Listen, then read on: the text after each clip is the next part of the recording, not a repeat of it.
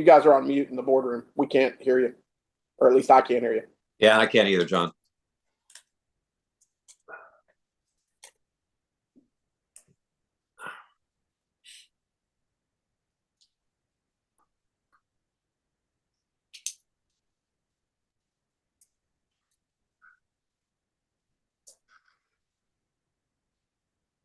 Can you hear me, Damon? Okay.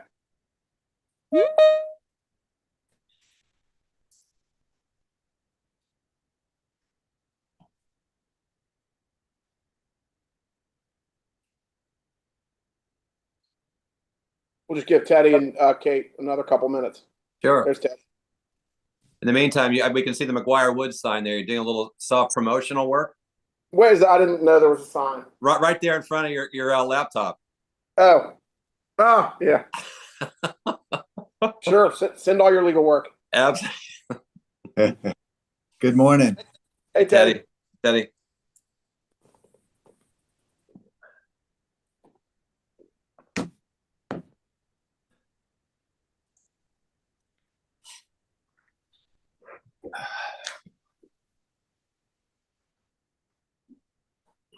The stream is running. All right. And so I think I can hear everybody loud and clear. It sounds like everybody can hear me. The General, can you say something? Because I didn't hear the boardroom earlier. Yeah, I can hear you. Can you hear me? Yep, loud and clear. Okay. Okay. I think all we're waiting on is Kate, but we might want to go ahead and get rolling because Tom has to stop at 11:30 and Kate has to stop at 11:45. So I think we ought to get moving. Bill, do we need to approve any minutes or anything? I don't think so. You have minutes from the September 16th meeting that were loaded into On board.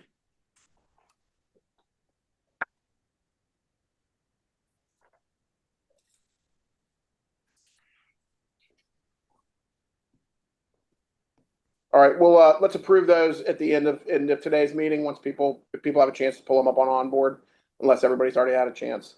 So let's turn it over to you, General, and let's go ahead and begin. The agenda for this meeting is to cover the strategic plan, where it is, the rollout, and hear from the superintendent on that. Sure. Okay. Thank you, Mr. President, and good morning to the members of the executive committee. As John Adams just mentioned, the main purpose of this meeting is in response to the request from the board during the September meeting that prior to the rollout of the strategic plan, that I briefed you on kind of the concept of the operations for that rollout. And so I want to be able to go through that. In addition to that particular topic, there are two other topics that I just like to ensure that you all are continuing to track.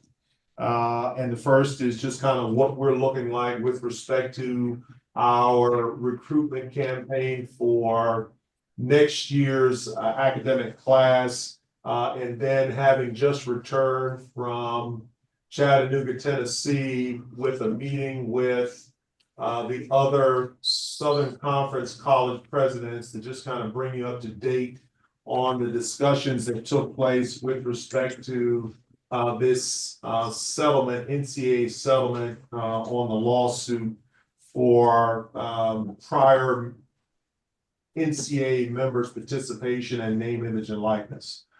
So if I could, before I get to the strategic plan rollout, I just want to talk a little bit about the admissions and where we are with respect to the admissions funnel.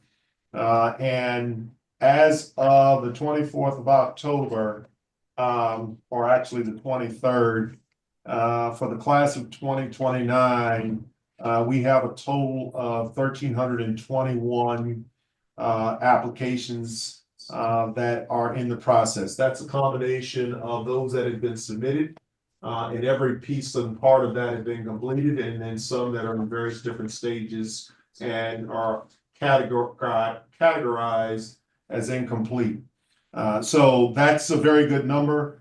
in terms of where we are today versus where we were point in time last year, which is almost double. So last year point in time, we were at 772.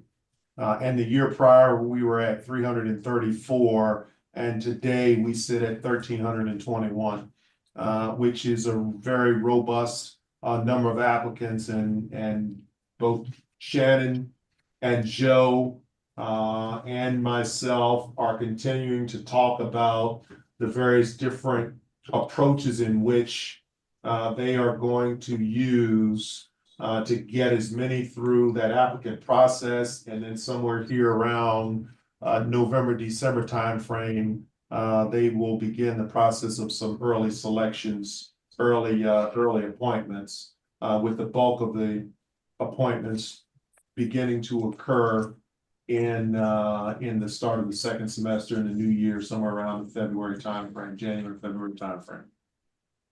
So I will stop there and see if there are any questions, but again, strong numbers. While we recognize the things that are occurring around us, with this being the first year of the enrollment cliff, or what is called the predicted enrollment cliff, but we're looking at very strong numbers as we're moving into kind of the middle phase of the campaign for this year. Hey, Cedric, one quick question for me. Last year, as we looked at year-over-year comparisons, it was a little difficult because we had the Common App and some other process changes. As we look at year-over-year results this year, are any of those in the mix, or is this kind of an apples-to-apples comparison year-over-year? Yeah. So thank you for the question, Tom. Great question. It is a year-over-year comparison, and it's not apples to apples. I guess what I didn't mention, and I should have mentioned, is that Joe and the team do have a way of breaking that 1,321 out. And so 485 of those applicants have come through the VMI app. And then through the Common App, 836 of those. And so they're working to kind of tease out the fidelity of what's in that 836, and also make sure that within that 836, how many of them might look like duplicates, how many of them may look like duplicates, how many of them may look like individuals who are less inclined to go to VMI, but they've indicated something like they're interested in a military college, or they're interested in a senior military college. So they have good fidelity on it, and that's going to really impact our admissions and enrollment effort as they get to the point of appointing students and who gets put on a wait list to make sure, and who gets pulled off the wait list for that matter as well. Good. Thank you.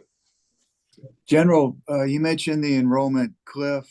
At the last board meeting, we asked for data on what that looks like so we can understand it rather than just use that, throw that term around. Yeah.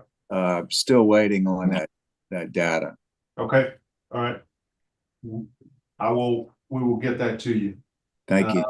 And we got to do some work to figure out, what that data would look like. But yeah, I think we can probably come up with it at a minimum, some estimates of what impact, what those numbers might look like big picture, and then perhaps what they might look like for various different segments like service academy, senior military colleges. Hey, Kate, Hello, sorry about that. no worries. Okay. Any other questions on kind of where we are and what we look like with respect to the admissions cycle and the admissions campaign? Okay, great.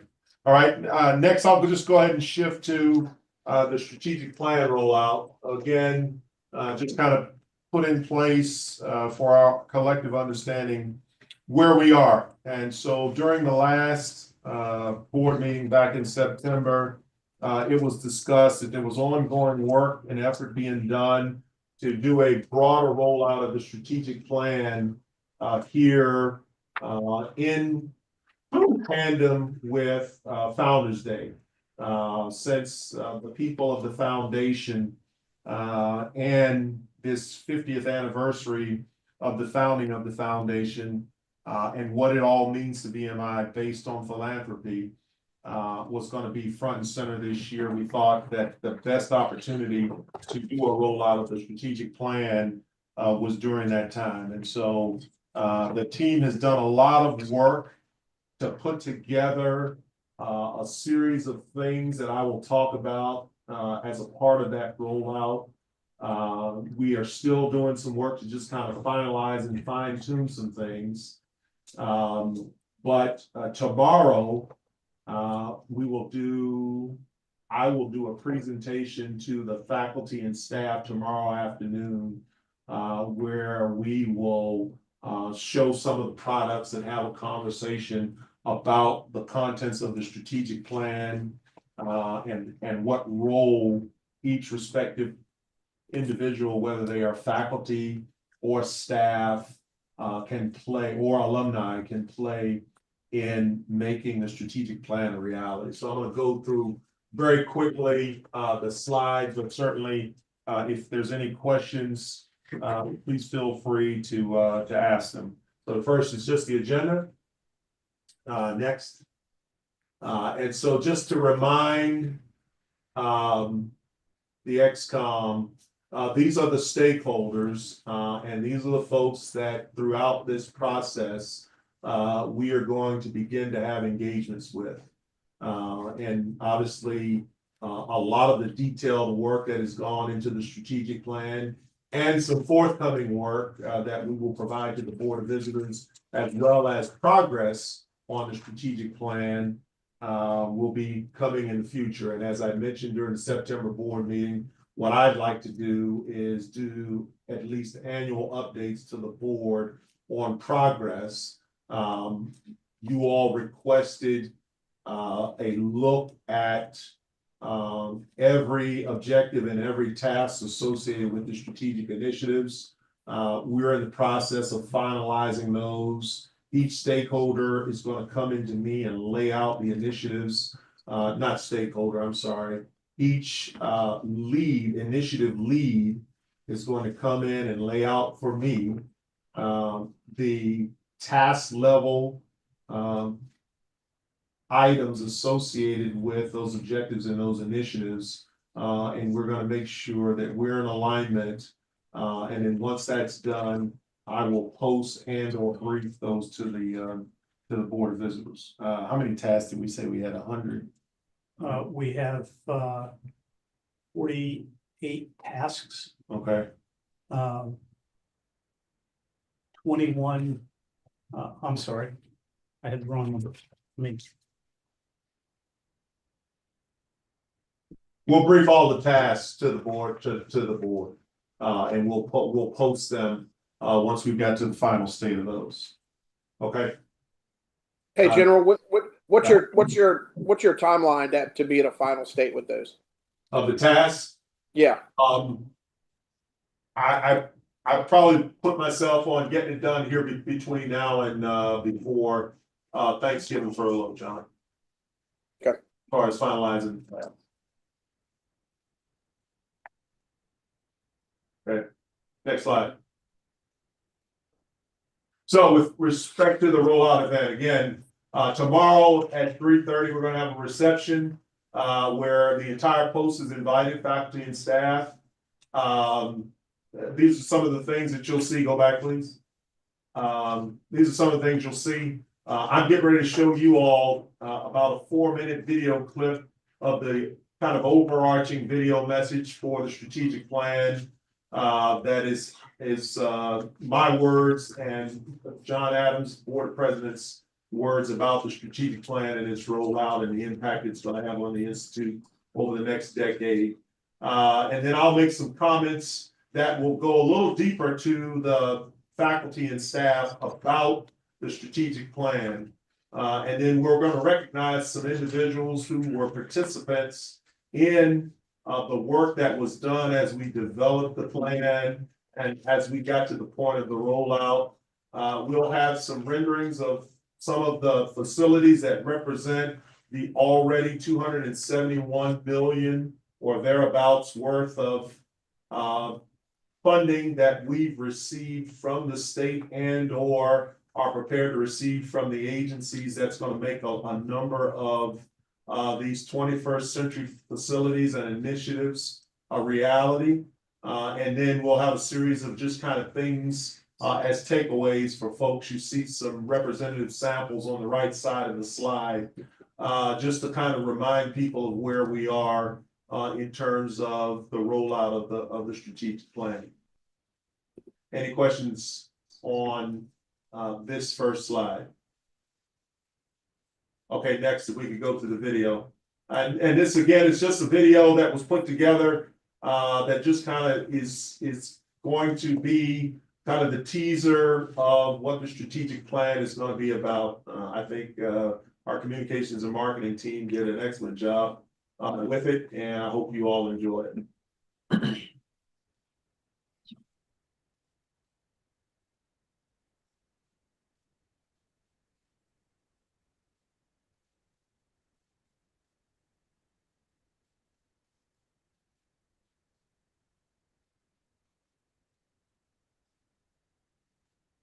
This world is crying out continuously for young people who value honor and value integrity and can demonstrate.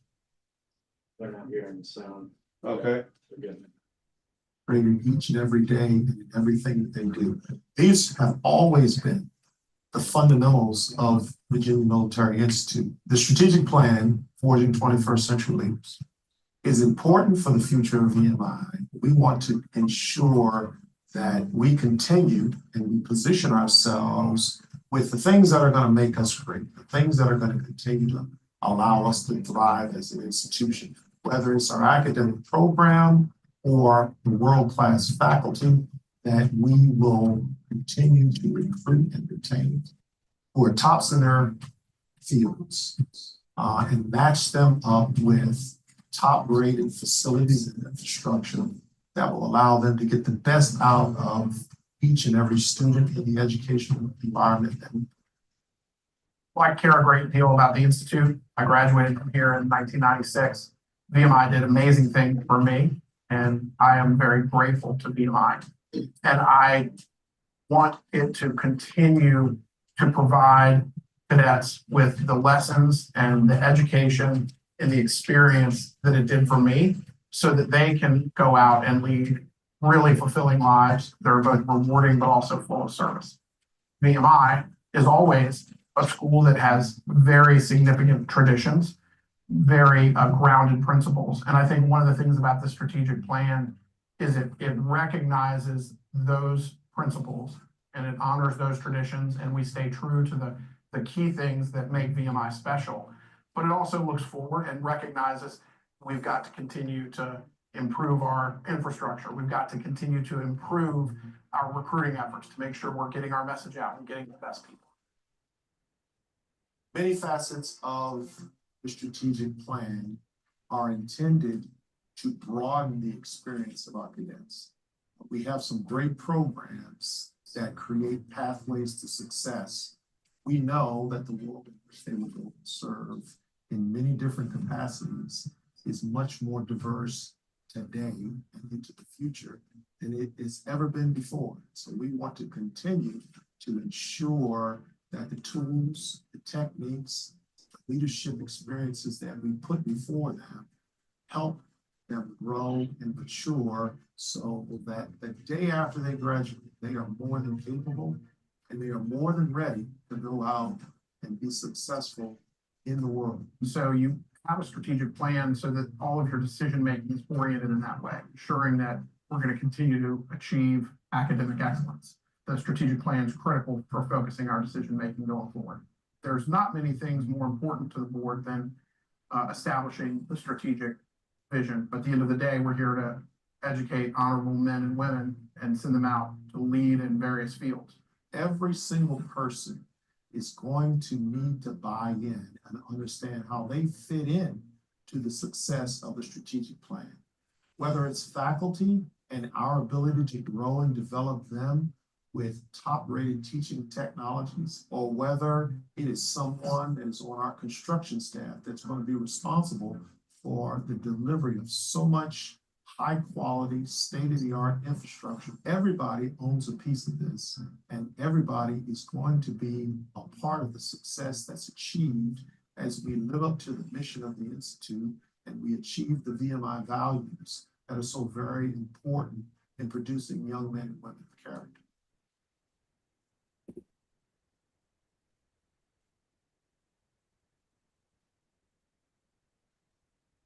Okay. And so next slide shows kind of the public rollout on the 8th and the 9th, which coincides with Founders Day. And so what you're seeing here is number one, there's going to be the launch of a strategic plan website that communications and marketing has been working on tirelessly here over the last month to build, and that's going to go live on the 8th. And then along the boulevard, you'll see various different banners that will replace the One Core, One VMI, each one tied to one of the strategic initiatives and reflective of the things that are contained in the strategic plan. And then within Moody Hall and the Hall of Valor, during Founders Day, there will be a set of banner displays as well as renderings of new facilities, both planned and fully funded, and some that are in various different other planning stages that are going to be displayed throughout both of those buildings so that the participants of the Founders Day activities can see what those things look like as a part of our future. And then I will make some comments during the Founders Day parade, but more importantly during the Institute Society dinner that are going to reflect on the rollout of the strategic plan. And then throughout the coming weeks and months, as activities occur here on post, like football games, other athletic events, other events involving cadets, there are going to be certain takeaways, pocket guides, other trinkets and things like that that will be displayed and provided to cadets and members of the faculty and staff and alumni that reflect the knowledge and the understanding of the new strategic plan and its rollout. Next. And so just kind of give you a sneak peek, and these are just snapshots of what that plan website rollout will look like. And so you're going to have a front-facing page, which is the one to the far left, and then as you go into it, you're going to essentially have web pages that are very descriptive on the strategic plan in its entirety. And so those things will be reflected come 8 November. And the team is hard at work getting things embedded all the way down to a very detailed level with some embedded videos and other things to show. And so I've seen it, I've gone through various parts of it. If you want, Mr. President and members of the XCOM, we can probably send you the link so you all can kind of scroll through the things to see where we are now. There's still a little bit more work, I believe, that needs to be done on it to finalize it. Yes. But it's well on its way and it'll be ready by the 8th. I think I saw everyone's head shake yes on that. So I think Okay. everybody would like to see that, General. Sure. All right. Next. And so then again, just kind of a reminder of things. So Founders Day, what we're going to do is that'll be the overall plan rollout. And then tied to kind of major traditional events of the Institute, we're going to put a particular emphasis on one of the 5 initiatives. And so Ring Figure, we thought would be a great opportunity to really highlight certain things about the first initiative, preparing exceptional leaders. And so during the Ring Figure weekend, you're going to see more things that are going to be put out and display what that strategic initiative means for the Corps of Cadets as a whole, and certainly for that second class. There will be opportunities during certain events like the ring figure ceremony itself, where in my remarks, I'll have parts of my prepared remarks that talk about what it means to be an exceptional leader, and how that preparation is so very important for cadets. And then during the December commencement, we'll talk about strengthening academic excellence. And then during breakout, there'll be things that will be highlighted to talk about the Esprit de Corps initiative. And then as we proceed through open houses and honors weeks towards the second semester and late into the second semester, we'll be highlighting things reflective of recruiting top cadets and boosting success. And then at a later date, we're going to start talking about things, and we'll continue to highlight things that reflect the fifth initiative of delivering 21st century facilities. Okay. We're also going to recognize some members of the faculty and staff who've been very instrumental in the development of the work that has resulted in the strategic plan. And that's going to take place here tomorrow when we recognize the faculty and staff. And then throughout the whole process, there will be time and opportunity for me to recognize members of the faculty and staff just for the work that they're doing and the buy-in that they're demonstrating as a part of the strategic plan, and how they are stakeholders and how they are instrumental in forging 21st century leaders. Can you, hey, General, can you give us, I'd like to hear, since you're doing it tomorrow, like any examples that come out to your mind of people you're going to be recognizing and what they've contributed? Yeah, so we've got, if you recall, John, when we started doing the initial planning effort, we had a number of teams before we determined kind of the review of the mission, the vision, and the values, and coming up with the strategic plan. We had various different groups that were representative of the whole of the Institute. So there'll be some members of the faculty that will get some recognition. As we've led up to this event, the rollout, there'll be some members of the communications and marketing team that have been instrumental in pulling all of this together. Say again? Oh, okay. There will be some members of our P2 staff that we're going to recognize as well.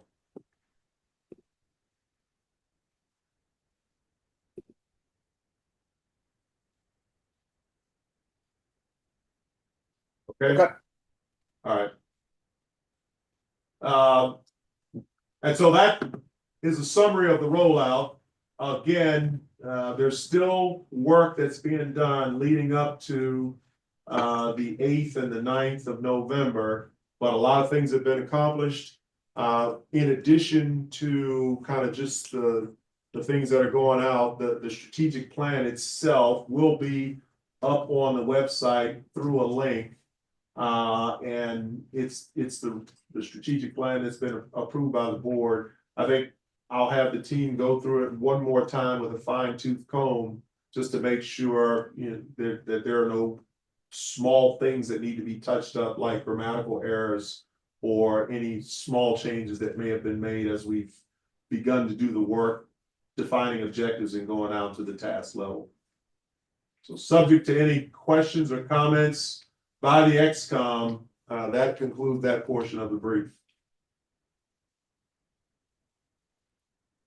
I would, General, I would recirculate the strategic plan just to the board, since you're doing something tomorrow with the faculty. I would just maybe have Bill send it out again to the entire board today and say, this is the strategic plan. We're doing a presentation tomorrow. I want to make sure everybody has it available and can review it. And, you know, we've got people on the board who weren't a part of the group who approved it. So I think that'd be a good housekeeping thing to do. Got it. Get that out today. Sure. All right. You got it. John, can we see the task list too as it stands? I recognize it's not finished yet, but it would be helpful to have some meat on that. Yeah, I mean, I think it'd be fine to see the task list I realize it's under construction. To the general and the team there, if it's not an issue, understanding it's a work in progress for Yeah, us just to see some of the specifics that have already been created. yeah. We'll post that as well. Okay. Yeah, we'll post it, making sure that, and we'll annotate that it's draft, working document, working papers, whatever the case may be. Thank you. Pat on the line, Pat O'Leary? Yes. He is? Okay. Yes, sir. Yeah, no, I just wanted to make sure, well, I'll talk to you offline about it, Pat. Okay, sir. With respect to posting, the tasks. And we'll send it out, or we'll post it on the board portal. Okay. All right. Any other questions or comments about the strategic plan and the rollout? You showed pretty well there, Mr. President, in the video. Oh, God, no, not on, got a face for radio. Actually, most importantly, how many takes did it take to get to that one? I got pulled into the library and we were in there for about 7 minutes. So Okay. it did not. Yeah. Good for you. AI makes it a lot easier, Tom. Yeah, exactly.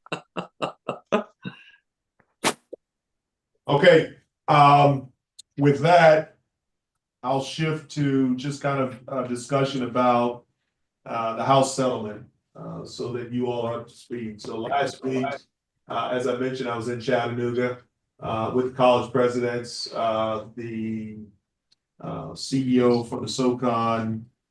He gave us an update on kind of where things were and how things were developing. It's not too much far off from the discussions. The judge still has not made the decision, but just as a reminder to the board, the House settlement is essentially covers about $2.8 billion over 10 years to settle antitrust cases that surround the damages of previous rules that prohibited compensation under name, image, and likeness. And so the way that settlement would look, if it ends up being $2.8 billion, which by all accounts and the feedback coming from the SoCon CEO is becoming more and more likely, it would look like a revenue distribution to those former student athletes of up to $23 million per year per institution. And then there are some corresponding pieces along with that, dealing with scholarships. And then there will be certain levels of scholarships, scholarship equivalencies that will further restrict the numbers on all sports based on their roster size. Okay, and so NCAA member institutions will also be permitted to enter into name, image, and likeness agreements with student athletes. So as a part of this settlement, those things, in addition to the settlement dollars, would occur. And again, the judge has not made her final ruling on it, but that is the way things look to be happening. So the timeline over the next few months is that the judge has granted a preliminary approval of the settlement between NCAA Power 5 conferences and student athletes. That occurred on the 7th of October. There's a claims period that's going to run from October 18th, which we're already into, through January 31st. And those student athletes wishing to participate in the settlement will be able to file a claim and should have that claim filed by January 31st of 2025. Individuals who desire to opt out of the settlement class must do so also by the 31st of January. And then any individual may object to the settlement, provided such an objection is filed no later than January 31st. So all these things are set to happen no later than January 31st. And then a final motion of approval in response to the objections must be filed by March the 3rd. And then there'll be a final hearing and a settlement, which is scheduled currently for April 7th. Okay, the impact to the Institute is, again, the potential loss of revenue of about $250,000 per year for the next 10 years, totaling about $2.5 million. And then us opting into the new NCAA model, which is the piece about roster limits and the Institute's ability to work with and negotiate NIL arrangements with student athletes. If you opt into one thing, right, of those things that I described, then you opt into the arrangement as a whole. Right now, the Southern Conference has unofficially agreed to adhere to the current scholarship and equivalency limits, therefore not opting into roster limits. But the roster limits would lead to fewer recruited athletes per year, somewhere about maybe 30 athletes per year across the board. Okay. So that's what we know about the House settlement, and I just wanted to make sure that you all know that Jamal and his team continue to track this, and they continue to keep me apprised of what's going on. And there'll be further discussions within the SoCon President's Group. We've also got to take into account that some legislation came out at the state level that had already allowed for colleges in Virginia that participate in NCAA intercollegiate athletics. I think it was primarily Division I, but it might have been all divisions. They have the ability under state law to have NIL arrangements with student athletes. Is there anything else, Jamal, that you want to add? No, sir. You're right on top of it. Yes, sir. Hey, Cedric or Jamal, in its simplest form, I guess you break it down to a financial penalty, but then an operational penalty, don't you, with recruiting limitations and things like that? Is it too premature to figure out, which is more important to us? Because the financial, I guess you can kind of just build into a budget process, but recruiting limitations may have a more significant impact. But maybe just comment on that if you could. I know it's preliminary, but just your initial thoughts on that. Yeah. You got any thoughts? Yeah, I would say opting in and losing cadets that are recruiting, having fewer cadets is something I would want to avoid. I would want to keep where we're at right now from a recruitment standpoint as is. So I think opting in is something I wouldn't look at right now. I think that there's some ways that VMI can continue to navigate this space, but if you were to ask me opting in, I would say no at this point. As I'm learning more information and kind of figuring out what's best for the Institute. Yeah. Tom, I would go ahead. I would add to Jamal's comment. One of the discussions around the table was by opting in, what are we talking about in terms of real numbers, right? And so initially, when this piece about scholarship limits was being discussed, it appeared as though we were talking about upwards of maybe 20 to 30 student athletes that would be eliminated from rosters. And I think most around the table, given the demands of all the various different sports, saw that as somewhat untenable, particularly due to the fact that a lot of these sports teams, when you total up the number of student athletes, already exceed those numbers. So if you're going to have to cut overall 20 to 30 students out of your rosters, many of them weren't in favor of that. I think as we've gone back through in this next iteration, it sounds as if the numbers would be a lot smaller, but I think, again, we got to get the devil in the details to know exactly what those numbers are, and then make an informed decision to say, if we're talking about 4 or 5 students across the board, then we've got to judge that. But certainly, if we're talking about 20 to 30 student athletes because of these roster limits, that might be something else that we want to make a decision about whether or not we don't want to opt in. And that's why I guess I was getting at with the nature of the question, Cedric, is that that's a pretty substantial number relative to the size of our core and the importance that athletic plays in our overall VMI experience. So it's the financial side is one thing, but this even has more of an operational feel to it now as you've gotten more deeply into it. Right. Right. Good, thanks.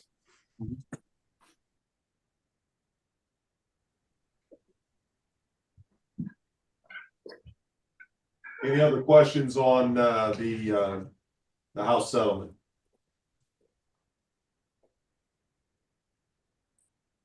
Okay, nothing heard. We'll continue to work this and continue to monitor the developments and make sure that we get the word out to the XCOM and to the board as a whole as things continue to develop.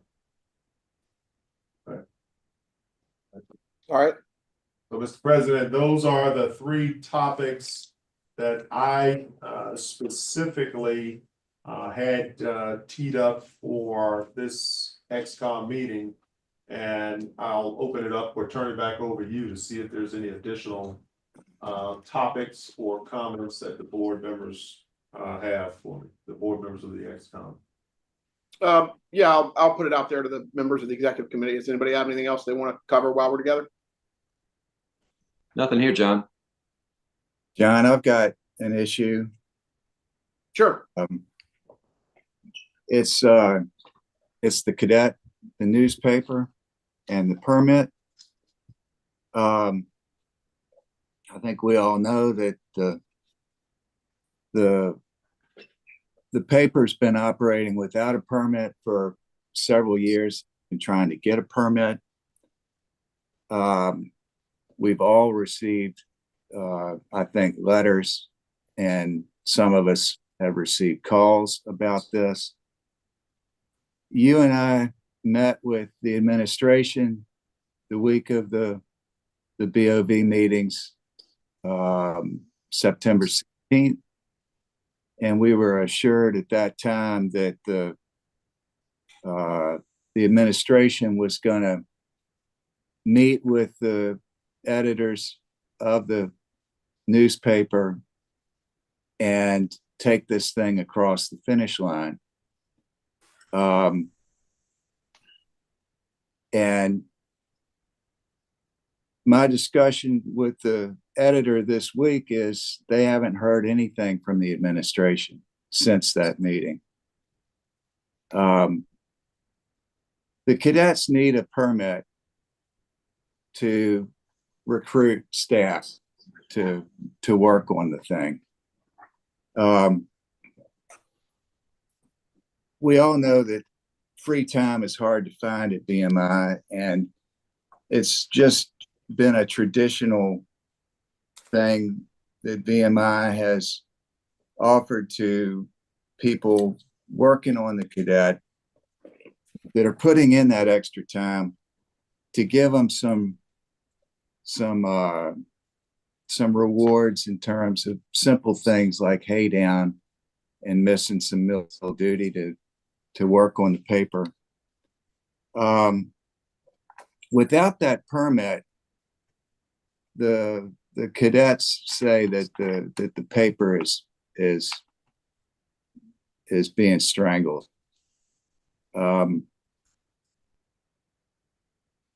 There's nothing in the First Amendment or the Constitution that says cadets working on a paper should be able to get hay down. And certainly they've been operating independently without that. But without giving them the traditional kind of help in terms of some extra time, they're certainly not being supported in their effort to maintain an independent newspaper. And if the administration insists on making a condition of that permit, that all the money for the paper has to flow through VMI, then if that is in fact one of the conditions, then I feel that is getting into First Amendment issues of control. Mostly, though, I'm raising this, John, because we're getting heat. The BOV's getting heat on this, and it seems that we're being accused of complicit behavior in this by not taking any action, not even talking about it. It's been a long time. There should be a permit in place. I don't understand why, after we had that discussion 5 weeks ago, why the cadets haven't been contacted about the permit. It just seems like this is not really something anyone is interested in resolving. So I'm raising it to you. I'd certainly like to hear comments from the administration, but I'm raising it as a board issue now that there's been plenty of time for this to be worked out, and it hasn't been. And so it's going to have to become a board issue. Yeah, thanks, Teddy. So, yeah, and I think you accounted it correctly. You and I met with the administration at the board during the board meetings the last time we were together. I've followed up with the administration on a few occasions. I know other board members have followed up on their own with some of the members of the administration. And my understanding is the word I've been told is that we're close on a permit, and that's what my understanding is. But General, can you comment on that? I mean, Sure. So they're through the efforts of pretty much the entire executive staff, with the exception of the athletic director, we've been working on the development of a permit and an MOU for the 8 or 9 members of the cadet staff. Okay, we have a permit. Permit is largely complete. We've batted around and talked about it. It is ready to get stamped approved by the commandant. I think one of the things that through this process, particularly with my direct involvement in it, is we went back based on the direction I gave, and we're going to apply the permit just like we've applied every other permit. Permits don't get negotiated. Permits are under the purview of the commandant. We've had the commandant staff taking a stab at this thing. We've had the dean personally involved taking a stab at getting this thing. And throughout, I feel like we would have gotten to completion were it for our ability to treat this just like any other permit. So that's what we've gone back to. So the permit is done, and will be finalized and approved by the end of the week. There's also an MOU that spells out the arrangement between the Cadet Foundation and the Institute, and through a lot of back and forth with the executives. It's very generous to satisfy the workings of the arrangement between the Cadet Foundation, which again, the intent would be to get that finalized through signature by the end of the week. So that's where we are on the permit. I would say that it's been amazing to me that over the period of all this time that it's taken, that it has taken the direct involvement of the superintendent and or the direct involvement of the dean to get this done, something that's routinely done in the form of the permit. Okay, but that wasn't because of the cadets. I want to make that clear. That wasn't because of the cadets. We've had 3 iterations, maybe 4 iterations of cadet editorial teams associated with the cadet newspaper. So we're at the final leg of this thing. It'll be done here by the end of the week, and I think it's going to be fairly generous for the cadets and what they get to participate in, and also the arrangement with the Cadet Foundation.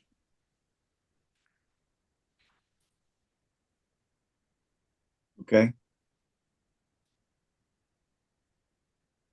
So you'll be, just to be clear on the MOU part of this. So you're going to be presenting an MOU to the Cadet Foundation this week?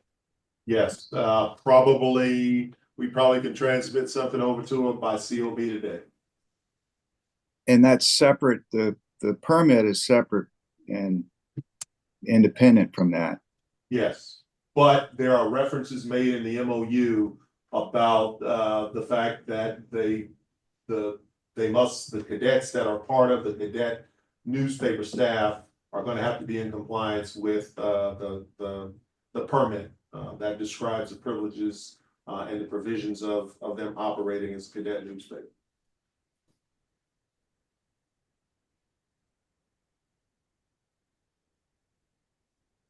All right. Can you let us know when that's done and keep us updated so we have an awareness of those steps being completed? Yes, we'll have, what we'll do, Kate, is we're gonna have, there's also in draft, a transmittal letter to the board. And we will send out a copy of the permit and we'll send out a copy of the MOU to the board. So you all see it.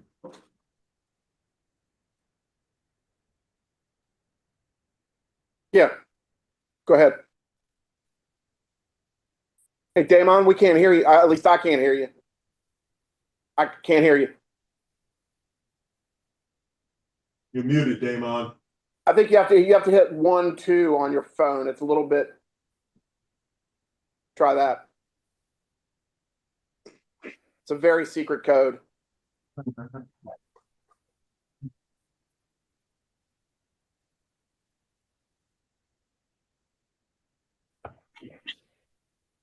Oh, Damon, we can hear you now. No, You came on screen, Damon, so it looked like you were unmuted for it looked like you were unmuted there for a second. Showing connecting to audio.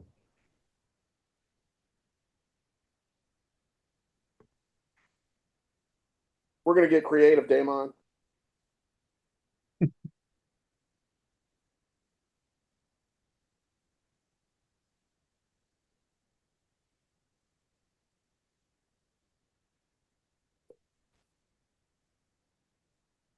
Hey, John, can you hear me now?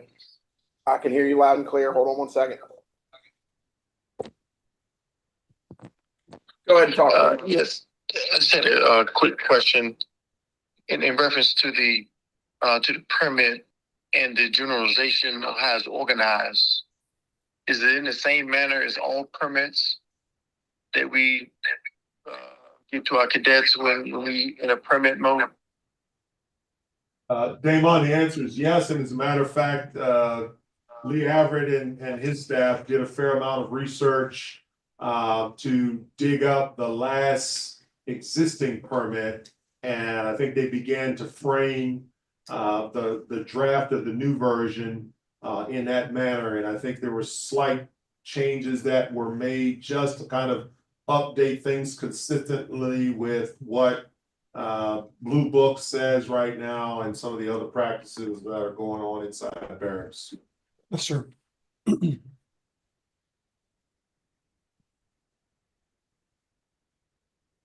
That we're in that manner. Try that again, Damon. Yeah, I was just asking in reference to make sure that we're consistent across the board with our permits. So I think you answered my question there. Yeah. Thank you. We are. Yep.